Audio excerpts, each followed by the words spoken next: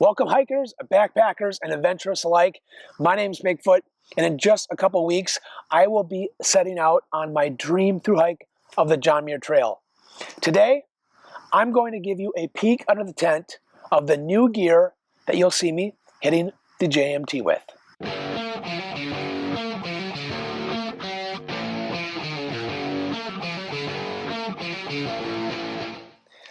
So as we peek under the tent here, I actually have 8 items that I'm bringing with me on the JMT that I haven't brought on a long distance through hike before.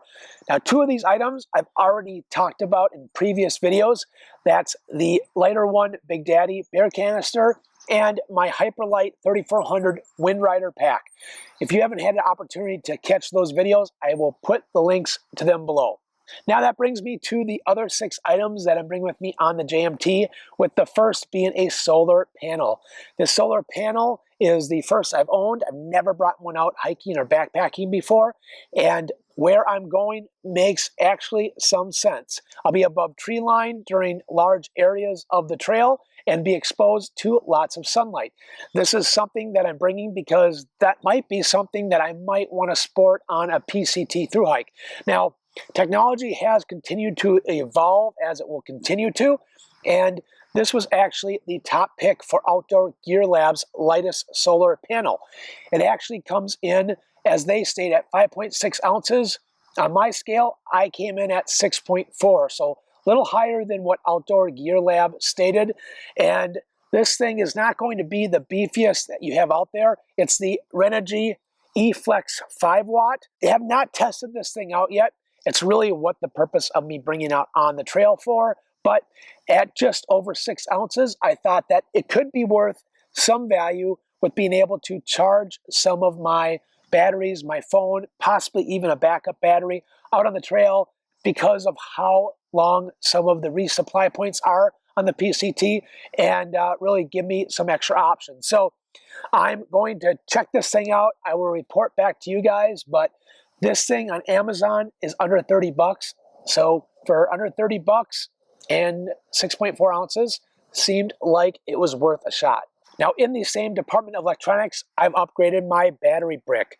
So I brought in the Anker 10,000 milliamp on my last and latest through hike, and I needed something that was bigger to be able to really get me through longer stretches of trail, especially the JMT. I'm going to be doing so much videoing, I don't want to have to worry about running out of battery.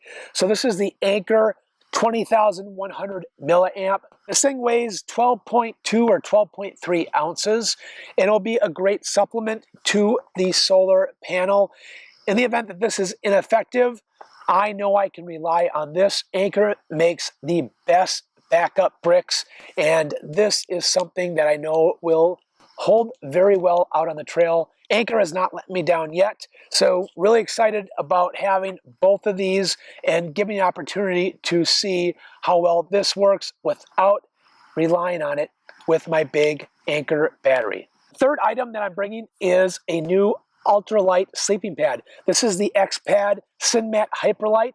It's a medium, and the reason why I went with this thing is actually 2 different reasons. The first is the price I got. I went to REI this last weekend and I got a steal in this thing. Normally it's about 180 bucks and I got it for 100 bucks. They're having a great Labor Day sale. The second is I've been wanting to do a comparison to something that can put a good test against the NeoAir X-Lite. This thing is the closest to the NeoAir X-Lite. It's got very similar dimensions. It's 72 inches long by 20.5 wide, which is a half of an inch wider than the X-Lite, and it's 2.8 inches thick, which is 0.3 inches thicker than the X-Lite. The R value on this thing is 3.3 compared to 3.2 on the X-Lite, and it weighs 12.2 ounces compared to 12 ounces on the Thermarest. So very comparable. This has vertical baffles instead of the horizontal on the NeoAir X-Lite, but overall, really excited to be able to do a comparison against the X-Lite and report back to you guys what I think. The fourth item that I'm bringing with me is the Mountain Hardwear Ghost Whisperer down hoodie. Now this is actually not the exact jacket. This is my Patagonia Ultralight jacket that I brought with me on the Appalachian Trail. I went with the Ghost Whisper because of the deals that are going on right now with the older colors in the models. Mountain Hardwear has their new colors for 2017 for their Ghost Whisper line. I don't think anything has changed with the actual jacket, but they have slashed the prices of their older jackets and colors. Now I got it for about $150 off of the retail price off of Amazon last night. I should get it sometime tomorrow, which will be before I actually do my full JMT gear list, which I'll release on Thursday. But I got the Ghost Whisper because it comes highly recommended by thru-hikers alike. It's the most popular down jacket you'll see out on the trail.